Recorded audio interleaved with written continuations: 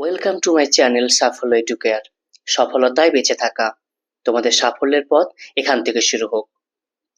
সদ্য সমাপ্ত হলো মিসলেনিয়াস পরীক্ষা। আশা করছি সবার পরীক্ষা ভালো হয়েছে।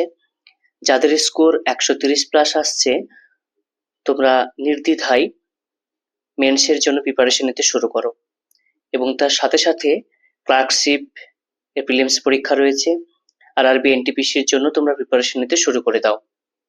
আমাদের চ্যানেলে আগামী পরীক্ষার ক্লার্কশিপ আর আরবি এনটিপিসির সমস্ত সাবজেক্ট চ্যাপ্টার ওয়াইজ আমরা ক্লাস করাচ্ছি সম্পূর্ণ ফ্রিতে। তোমরা অবশ্যই আমাদের চ্যানেলের সঙ্গে যুক্ত থাকো। আজকে আমরা এনটিপিসি ক্লার্কশিপের প্রিপারেশনের জন্য হিস্ট্রির মতো সাবজেক্ট বাছাই করা বা বিগত পরীক্ষার বারংবার পরীক্ষায় আসা 50টি গুরুত্বপূর্ণ প্রশ্নে আলোচনা করছি আজকে। তো আজকের ভিডিও সেশনটি তোমরা প্রথম থেকে শেষ পর্যন্ত অবশ্যই দেখতে থাকো।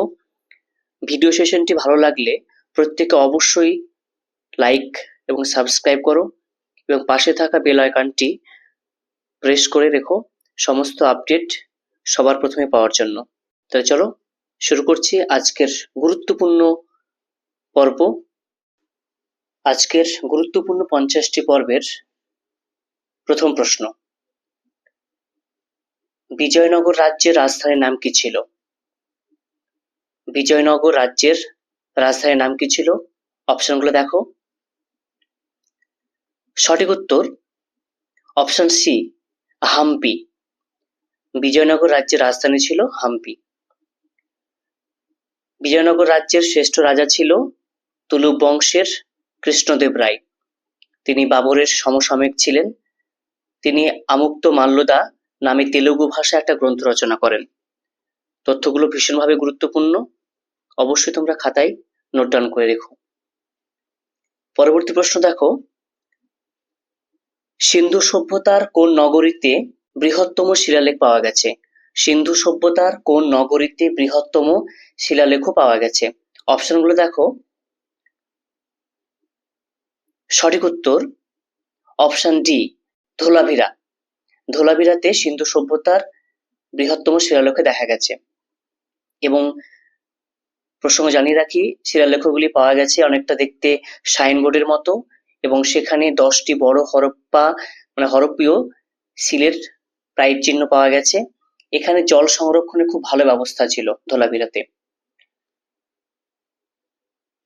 পরবর্তী প্রশ্ন দেখে নাও, দিল্লির কোন সুফি দরগার গায়করা বলি সঙ্গীত পেয়েছেন? দিল্লির কোন সুফি দরগার গায়করা বলি সঙ্গীত পেয়েছেন? অপশনগুলো দেখো। সঠিক উত্তর অপশন এ, হযরত নিজামুদ্দিন। হযরত নিজামুদ্দিন তিনি একজন সুফি সাধক, তিনি বলি সঙ্গীত পেয়েছেন। পরবর্তী প্রশ্ন দেখে নাও, শকুন্তলম কে লিখেছেন? খুব গুরুত্বপূর্ণ প্রশ্ন, বিগত বছরের প্রশ্ন, 2018 মিসলেনিয়াস পরীক্ষার প্রশ্নটি এসেছিল। শকুন্তলম কে লিখেছেন? অপশনগুলো দেখো।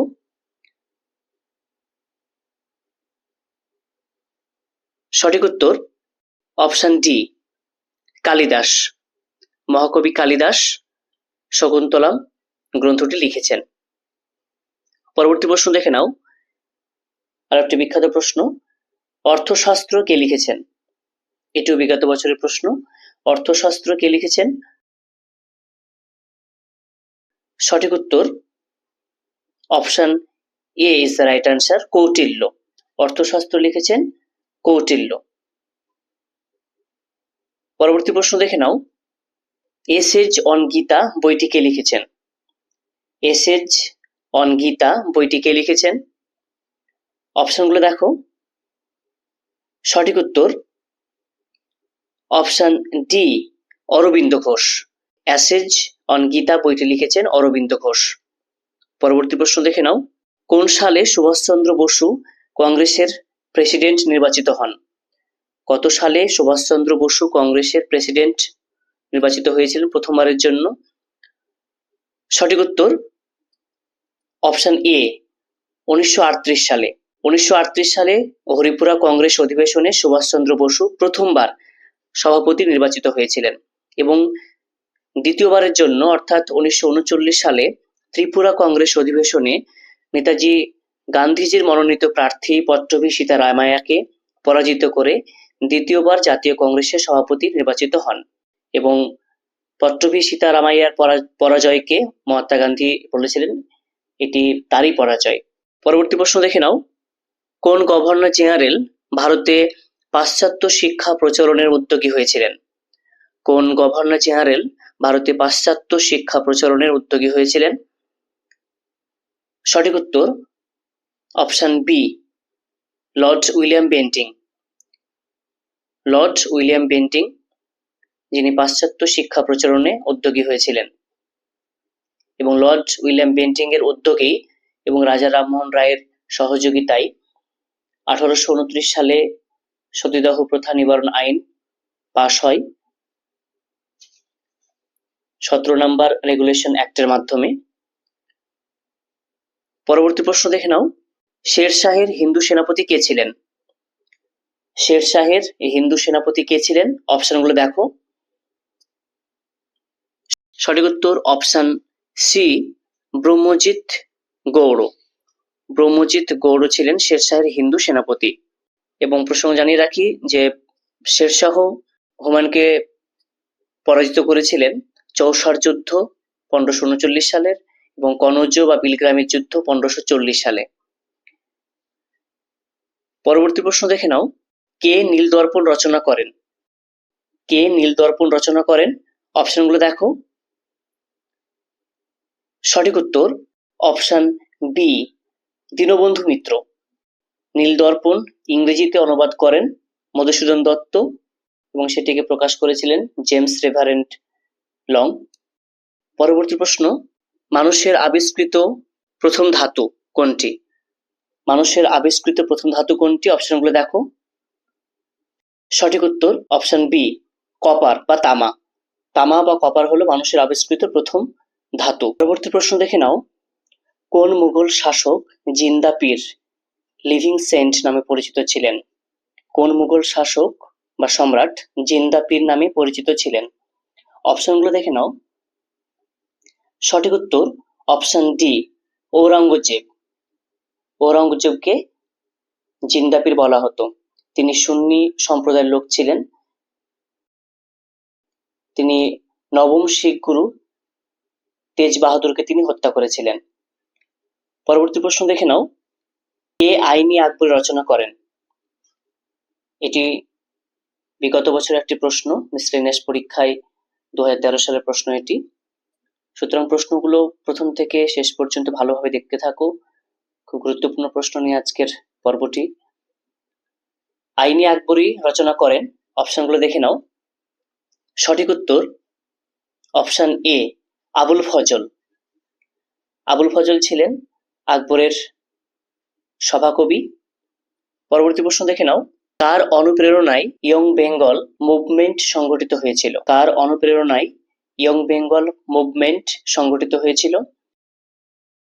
সঠিক উত্তর option B is the right answer, Henry Louis Vivian Derozio.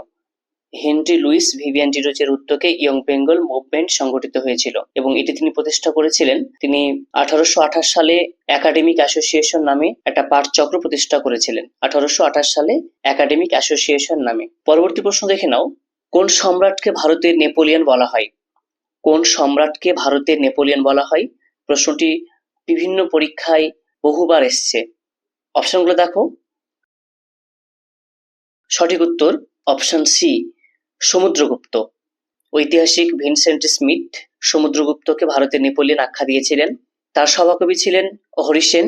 তার রচিত বিখ্যাত বই এলাহাবাদ প্রশস্তি, যেখানে তার সাম্রাজ্যবাদ নীতি এবং দক্ষিণ ভারত ধর্মজয় নীতি যে গ্রহণ করেছিলেন এবং তার দিগ্বিজয় কাহিনীর উল্লেখ রয়েছে হরি সেন রচিত এলাহাবাদ প্রশস্তিতে। বারবার বলছি, তথ্যগুলো ভীষণভাবে গুরুত্বপূর্ণ। একটা প্রশ্নের পাশাপাশি আমরা অনেকগুলো প্রশ্নের সমাধান করতে পারি বা বিভিন্ন তথ্য থেকে প্রশ্ন, যে কোনো প্রশ্ন ঘুরিয়ে ফিরিয়ে আসতে পারে। সুতরাং তথ্যগুলোকে ভালো করে মনোযোগ সহকারে শোনো এবং খাতায় লিখে নাও। পরবর্তী প্রশ্ন দেখে নাও, কাকে শের ই পাঞ্জা বলা হয়? কাকে শের ই পাঞ্জা বলা হয়? অপশনগুলো দেখো। সঠিক উত্তর অপশন এ রঞ্জিত সিং। রঞ্জিত সিংকে শেরি পাঞ্জাব বলা হয়। রঞ্জিত সিং এর রাজধানী ছিল লাহোর। তিনি লর্ড মিন্টোর সঙ্গে 1809 সালে অমৃতসর সন্ধি স্বাক্ষর করেছিলেন। ফরাসি পর্যটক ভিক্টর জ্যাকিমো তাকে নেপোলিয়নের ক্ষুদ্র সংস্করণ বলেছিলেন। খুবই গুরুত্বপূর্ণ তথ্য। নেপোলিয়নের ক্ষুদ্র সংস্করণ কাকে বলা হয়? রঞ্জিত সিংকে। এটি কে আখ্যা দিয়েছিলেন? ফরাসি পর্যটক ভিক্টর জ্যাকিমো। এবং পাঞ্জাব কেশরী নামে আমরা কাকে চিনি? পাঞ্জাব কেশরী নামে চিনি আমরা লালা লাজপত রায়কে। এটা শেরি পাঞ্জাব রঞ্জিত সিং, আর পাঞ্জাব কেশরী নামে চিনি আমরা লালা লাজপত রায়কে। পরবর্তী প্রশ্ন দেখে নাও, শেষ মৌর্য সম্রাট কে ছিলেন? প্রতিটি রাজবংশের প্রতিষ্ঠাতা, শ্রেষ্ঠ সম্রাট এবং শেষ সম্রাট, এই তিনটি তথ্য অবশ্যই জেনে রাখা প্রয়োজন সমস্ত রাজবংশের ক্ষেত্রে বা প্রত্যেকটা সাম্রাজ্যের ক্ষেত্রে। তো মৌর্য বংশের শেষ সম্রাট কে ছিলেন? অপশনগুলো দেখো। সঠিক উত্তর অপশন বি বৃহদ্রথ। বৃহদ্রথ ছিলেন মৌর্য বংশের শেষ সম্রাট। এই বৃহদ্রথকে হত্যা করেন পুষ্যমিত্র শুঙ্গ এবং তিনি শুঙ্গ বংশের সূচনা করেন। অশোক ছিলেন মৌর্য বংশের শ্রেষ্ঠ রাজা এবং চন্দ্রগুপ্ত মৌর্য এই মৌর্য বংশের প্রতিষ্ঠা করেছিলেন। এই মৌর্য বংশের রাজা অশোক মহান সম্রাট ছিলেন। পরবর্তী প্রশ্ন দেখে নাও, কোন মধ্যযুগীয় শাসক প্রথম ঐশ্বরিক নরপতিত্বের আদর্শ প্রচার করেছিলেন? কোন মধ্যযুগীয় শাসক বা সুলতান প্রথম ঐশ্বরিক নরপতিত্বের আদর্শ প্রচার করেছিলেন? অপশনগুলো দেখে নাও। সঠিক উত্তর বলবন। গিয়াসউদ্দিন বলবন নিজেকে ঈশ্বরের প্রতিনিধি বা ঈশ্বরের ছায়া বলে মনে করতেন। অপশনগুলো থেকে বিভিন্ন তথ্য জেনে নিই। ইলতুৎমিশ ইকতা প্রথা চালু করেছিলেন। ফিরোজ শাহ তুগলক ছিলেন তুগলক বংশের রাজা যিনি কর্মনিয়োগ দপ্তর চালু করেছিলেন এবং ফিরোজ শাহ তুগলককে সুলতানি যুগের আকবর নামে আমরা চিনি। পরবর্তী প্রশ্ন দেখে নাও, নিম্নলিখিত কোন ব্যক্তি দিনহি ইলাহি গ্রহণ করেছিলেন? দিনহি ইলাহি গ্রহণ করেছিলেন প্রথম নিচের কোন ব্যক্তি? অপশনগুলো দেখো।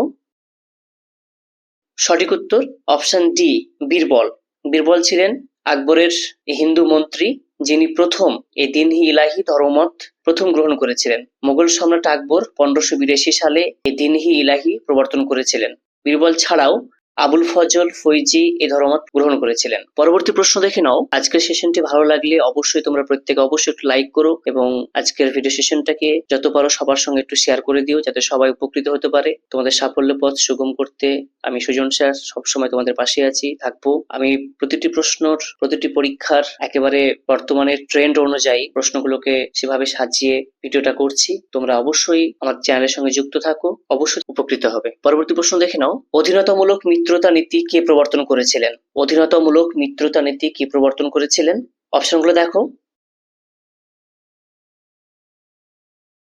সঠিক উত্তর option B Lord Wellesley. Lord Wellesley 1798 সালে অধীনতামূলক মিত্রতা নীতি প্রবর্তন করেছিলেন এবং এই নীতি সর্বপ্রথম হায়দ্রাবাদের নিজাম গ্রহণ করেছিলেন। লর্ড ডালহৌসি সত্যবিলোপ নীতি গ্রহণ করেছিলেন এবং এই সত্যবিলোপ নীতি প্রয়োগের মাধ্যমে তিনি সাতারা, ঝাঁসি, সম্বলপুর এই রাজ্যগুলো দখল করে নিয়েছিলেন। পরবর্তী প্রশ্ন দেখে নাও, বুদ্ধ কবে জন্মগ্রহণ করেছিলেন?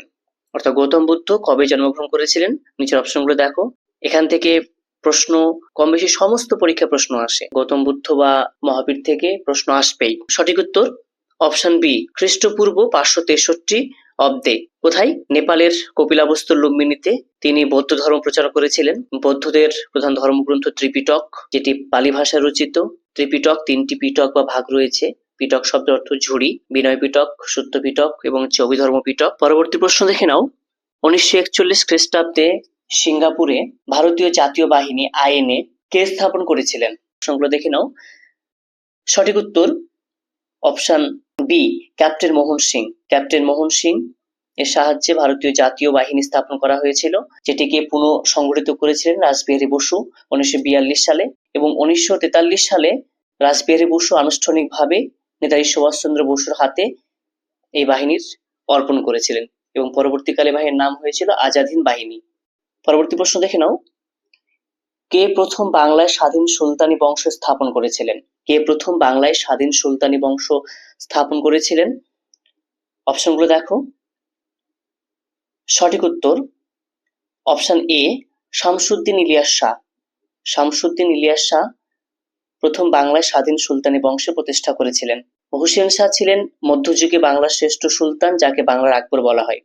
সুলতানি যুগের আকবর ফিরোজ শাহ তুগলককে বলা হয় এবং মধ্যযুগের বাংলার শ্রেষ্ঠ সুলতান হোসেন শাহ, যাকে বলা হয় বাংলার আকবর। পরবর্তী প্রশ্ন দেখে নাও, একটি উক্তি, স্বরাজ আমার জন্মগত অধিকার, কে বলেছিলেন? স্বরাজ ইজ মাই বার্থ রাইট, স্বরাজ আমার জন্মগত অধিকার, কে বলেছিলেন? অপশনগুলো দেখো। সঠিক উত্তর অপশন বি, বাল গঙ্গাধর তিলক বলেছিলেন। বাল গঙ্গাধর তিলককে বলা হয় ফাদার অফ ইন্ডিয়ান আনরেস্ট, বলেছেন ভ্যালেন্টাইন চিরল। চিদম্বরম পিল্লাই বিপিনচন্দ্র পালকে স্বাধীনতার সিংহ বলেছিলেন। লালা লাজপত রায়কে পাঞ্জাব কেশরী বলা হয়। এবং জি কে গোখলে অর্থাৎ মহামতি গোখলে 1905 সালে সার্ভেন্টস অফ ইন্ডিয়ান সোসাইটি প্রতিষ্ঠা করেন। প্রশ্নটি 2019 সালের বিশেষে এসেছিল। 1905 সালে সার্ভেন্টস অফ ইন্ডিয়ান সোসাইটি প্রতিষ্ঠা করেন কে? গোখলে, গোপালকৃষ্ণ গোখলে। পরবর্তী প্রশ্ন দেখে নাও, গুরুত্বপূর্ণ প্রশ্ন, আমির খসরু কোন বাদ্যযন্ত্র ব্যবহার করতেন? আমির খসরু কোন বাদ্যযন্ত্র ব্যবহার করতেন? সঠিক উত্তর অপশন সি, সেতার। সেতার ব্যবহার করতেন এবং আমির খসরুকে বলা হয় ভারতের তোতা পাখি। পরবর্তী প্রশ্ন দেখে নাও, শেষ জৈন তীর্থঙ্কর কে ছিলেন? শেষ জৈন তীর্থঙ্কর কে ছিলেন? সঠিক উত্তর অপশন এ, মহাবীর। জৈন ধর্মের প্রথম প্রবর্তক ছিলেন ঋষভনাথ এবং প্রকৃত প্রবর্তক বা প্রচারক ছিলেন মহাবীর। জৈন ধর্মের 24 জন তীর্থঙ্কর ছিলেন। প্রথম তীর্থঙ্কর ঋষভনাথ এবং 23তম তীর্থঙ্কর ছিলেন পার্শ্বনাথ এবং সর্বশেষ বা 24তম তীর্থঙ্কর ছিলেন মহাবীর। মহাবীর জৈন ধর্মের প্রতিষ্ঠাতা। এবং জৈন ধর্মের যে গ্রন্থ অঙ্গ উপাঙ্গ বা দ্বাদশ অঙ্গ, তাদের মূল ধর্মগ্রন্থ, যেটি প্রাকৃত ভাষায় রচিত। বারবার করে বলছি, তথ্যগুলো ভীষণভাবে গুরুত্বপূর্ণ সমস্ত পরীক্ষার জন্য। পরবর্তী প্রশ্ন দেখে নাও, ভারতের জাতীয় কংগ্রেসের প্রথম সভাপতি কে ছিলেন? ভারতের জাতীয় কংগ্রেসের প্রথম সভাপতি কে ছিলেন? অপশনগুলো দেখো। সঠিক উত্তর অপশন সি, উমেশচন্দ্র ব্যানার্জি। উমেশচন্দ্র ব্যানার্জি ছিলেন জাতীয় কংগ্রেসের প্রথম সভাপতি। প্রসঙ্গত জানিয়ে রাখি, জাতীয় কংগ্রেস প্রতিষ্ঠা হয় 1885 সালে এবং প্রথম অধিবেশন হয়েছিল 85 সালের 24শে ডিসেম্বর বোম্বের গোকুলদাস তেজপাল সংস্কৃত কলেজে, যার সভাপতি ছিলেন উমেশচন্দ্র ব্যানার্জি। এবং জাতীয় কংগ্রেসের প্রথম মুসলিম সভাপতি ছিলেন বদরুদ্দিন তৈয়বজি। জাতীয় কংগ্রেসের দ্বিতীয় অধিবেশনের সভাপতি ছিলেন দাদাভাই নৌরুজি এবং সব থেকে দীর্ঘমেয়াদী সভাপতি ছিলেন আবুল কালাম আজাদ। ভারতের স্বাধীনতার সময় জাতীয় কংগ্রেসের সভাপতি ছিলেন সুচেতা কৃপালিনী। দেখো, সমস্ত তথ্য আমি জানিয়ে দিলাম। সুতরাং বারবার করে ভালো করে মনোযোগ দিয়ে শুনে খাতায় লিখে রেখো এবং সেগুলোকে বারংবার পড়ো। অবশ্যই আমার তথ্য থেকে অবশ্যই তোমরা পরীক্ষা প্রশ্ন পাবে, এটুকু আমার বিশ্বাস। এবং আমি অবশ্যই বলছি আমার দীর্ঘদিন অভিজ্ঞতা থেকে, আমার ভিডিও সেশনগুলো, প্রত্যেকটা ভিডিও সেশনগুলো তোমরা প্রথম থেকে শেষ পর্যন্ত ভালোভাবে দেখতে থাকো। অবশ্যই এখান থেকে প্রশ্ন তোমরা কমন পাবে। পরবর্তী প্রশ্ন দেখে নাও, ভারতবর্ষে দাস বংশের প্রতিষ্ঠাতা কে ছিলেন? ভারতবর্ষে দাস বংশের প্রতিষ্ঠাতা কে ছিলেন? অপশনগুলো দেখো। সঠিক উত্তর অপশন সি, কুতুবউদ্দিন আইবক ছিলেন দাস বংশের প্রতিষ্ঠাতা। আইবক শব্দের অর্থ হচ্ছে দাস এবং মোহাম্মদ ঘুরির অনুচর ছিলেন কুতুবউদ্দিন আইবক। মোহাম্মদ ঘুরির মৃত্যুবরণের পর কুতুবউদ্দিন আইবক দিল্লিতে দাস বংশের সূচনা করেন 1206 খ্রিস্টাব্দে এবং কুতুবউদ্দিন আইবককে বলা হয় লাকবক্স। ইলতুৎমিশের আমলে 1221 সালে চেঙ্গিস খাঁ ভারত আক্রমণ করেছিলেন। এই তথ্যটা ভীষণভাবে গুরুত্বপূর্ণ। এবং ইকতা প্রথার সূচনা করেছিলেন ইলতুৎমিশ।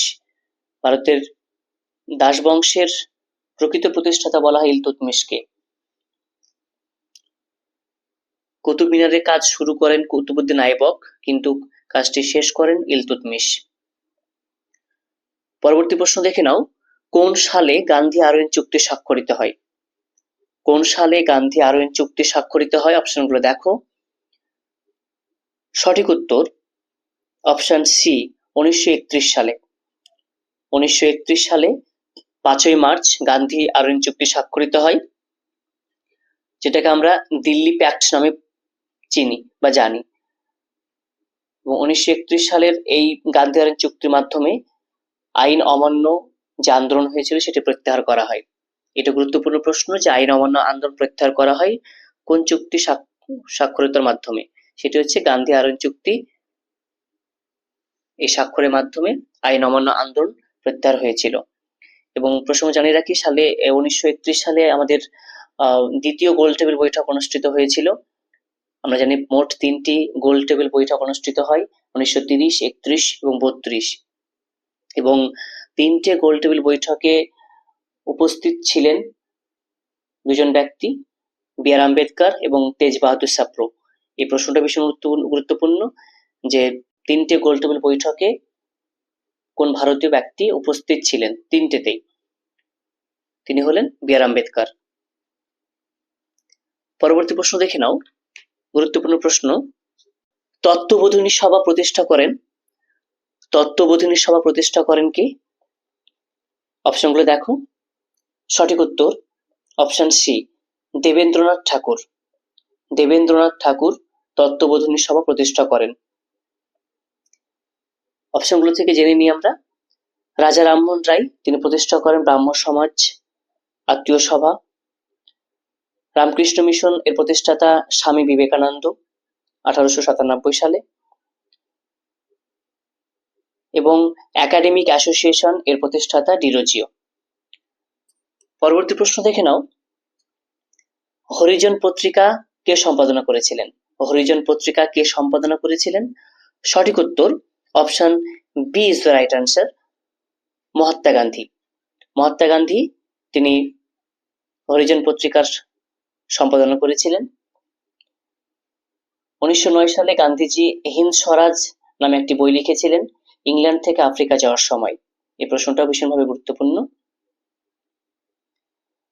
পরবর্তী প্রশ্ন দেখে নাও, দিল্লির কোন সুলতান তার প্রজাদের 24 রকমের করের হাত থেকে অব্যাহতি দিয়েছিলেন, ছাড় দিয়েছিলেন? দিল্লির কোন সুলতান তার প্রজাদের 24 রকমের করের হাত থেকে অব্যাহতি দিয়েছিলেন? সঠিক উত্তর অপশন সি ফিরোজ তুগলক। ফিরোজ তুগলক তিনি প্রথম কর্মনিয়োগ দপ্তর চালু করেছিলেন। তার সভাসদ ছিলেন জিয়াউদ্দিন বারুনি। এই জিয়াউদ্দিন বারুনির বিখ্যাত একটি বই তাজ উল ফিরোজ শাহী গ্রন্থ লিখেছিলেন। পরবর্তী প্রশ্ন দেখে নাও, কবি জয়দেব কোন ভাষায় গীত গোবিন্দ রচনা করেছিলেন? কবি জয়দেব, আমরা জানি কবি জয়দেব গীত গোবিন্দ রচনা করেন কোন ভাষায়? সঠিক উত্তর অপশন বি সংস্কৃত ভাষায়।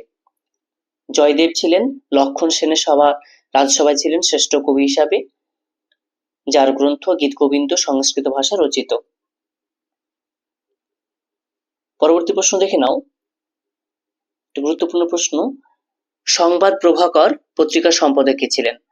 সংবাদ প্রভাকর পত্রিকার সম্পাদক ছিলেন কে? সঠিক উত্তর অপশন ডি ঈশ্বর গুপ্ত। ঈশ্বর গুপ্ত ছিলেন সংবাদ প্রভাকর পত্রিকার সম্পাদক। একটা গুরুত্বপূর্ণ প্রশ্ন, পরের প্রশ্ন দেখে নাও, বিখ্যাত ইলবার্ট বিল বিতর্ক কার সময় ঘটেছিল? বিখ্যাত ইলবার্ট বিল বিতর্ক ঘটেছিল কার সময়? সঠিক উত্তর অপশন ডি লর্ড রিপনের সময়। লর্ড রিপনের সময় ইলবার্ট বিল বিতর্ক ঘটেছিল। প্রসঙ্গ জানিয়ে রাখি, লর্ড মেয়ো ছিলেন একমাত্র ভাইসরয় যিনি আন্দামানে এক পাঠান বিপ্লবী শের আলীর হাতে মারা গিয়েছিলেন। জাতীয় কংগ্রেস প্রতিষ্ঠা হয়েছিল লর্ড ডাফরিনের আমলে। পরবর্তী প্রশ্ন দেখে নাও, মুসলিম লীগ কোন সালে প্রথম পৃথক রাষ্ট্র পাকিস্তানের জন্য ডাক দিয়েছিল? মুসলিম লীগ কোন সালে প্রথম পৃথক রাষ্ট্র পাকিস্তানের জন্য ডাক দিয়েছিল? সঠিক উত্তর অপশন বি 1940 সালে। 1940 সালের লাহোর প্রস্তাব বা লাহোর অধিবেশন থেকে পাকিস্তান প্রস্তাবের ডাক দেওয়া হয়েছিল। এই প্রস্তাবটি উপস্থাপন করেছিলেন ফজলুল হক এবং সমর্থন করেছিলেন চৌধুরী খালিকুজ্জামান। এবং পাকিস্তান এই প্রস্তাব এর জনক বলা হয় চৌধুরী রহমত আলীকে। পরবর্তী প্রশ্ন দেখে নাও, ইন্ডিকা গ্রন্থটি রচনা কে করেছেন? ইন্ডিকা গ্রন্থের রচনা কে করেছেন? সঠিক উত্তর অপশন ডি, মেগাস্থিনিস ইন্ডিকা গ্রন্থ রচনা করেছেন। মেগাস্থিনিস কে ছিলেন? সেলুকাসের দূত মেগাস্থিনিস ছিলেন, যিনি চন্দ্রগুপ্ত মৌর্যের শাসনকালে ভারতে এসেছিলেন। এছাড়া প্রসঙ্গ জানিয়ে রাখি, বিখ্যাত বিদেশি পর্যটক যারা ভারতবর্ষে এসেছিলেন, ফাইহেন এসেছিলেন দ্বিতীয় চন্দ্রগুপ্তের রাজত্বকালে, তার বিখ্যাত রচনা ফোকো কিং, এবং হিউয়েন সাং এসেছিলেন হর্ষবর্ধনের রাজত্বকালে, তার বিখ্যাত রচনা সি ইউ কি। তথ্যগুলো ভীষণভাবে গুরুত্বপূর্ণ। পরবর্তী প্রশ্ন দেখে নাও, কোন বছর সুভাষচন্দ্র বসু অন্তর্ধান করেছিলেন? অর্থাৎ ছদ্মবেশে বাড়ি থেকে পলায়ন করেছিলেন। কোন বছর? সঠিক উত্তর অপশন সি, 1941 খ্রিস্টাব্দে তিনি অন্তর্ধান করেছিলেন। প্রসঙ্গ জানিয়ে রাখি, 1939 সালের 3 মে তিনি ফরওয়ার্ড ব্লক নামে একটি রাজনৈতিক দল প্রতিষ্ঠা করেছিলেন, কংগ্রেস ত্যাগ করে। পরবর্তী প্রশ্ন দেখে নাও, একটি গুরুত্বপূর্ণ প্রশ্ন, আনন্দমঠ এই বিখ্যাত বইটির লেখক কে? আনন্দমঠ এই বিখ্যাত বইটির লেখক, সঠিক উত্তর অপশন সি, বঙ্কিমচন্দ্র চট্টোপাধ্যায়।